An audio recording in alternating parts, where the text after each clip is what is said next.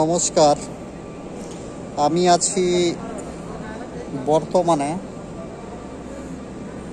কলকাতা নেতাজি সুভাষচন্দ্র বসু আন্তর্জাতিক বিমানবন্দরে। তো ন্যাশনাল গেম খেলা আছে হরিয়ানাতে, যার ফলে সমস্ত আমাকে যেতে হচ্ছে। এখান থেকে আমি দিল্লি যাব। তো দমদম এয়ারপোর্টের আমাদের ফ্লাইট আছে 10:30টার সময়, যার ফলে এই দেখুন এখানে দাঁড়িয়ে আছে নিচে এয়ার ইন্ডিয়া বিমান, ওটা ফিরে এসেছে। এখানে আরেকটা বিমান দাঁড়িয়ে আছে, আপনারা দেখতে পাচ্ছেন। সমস্ত প্লেয়ারদেরকে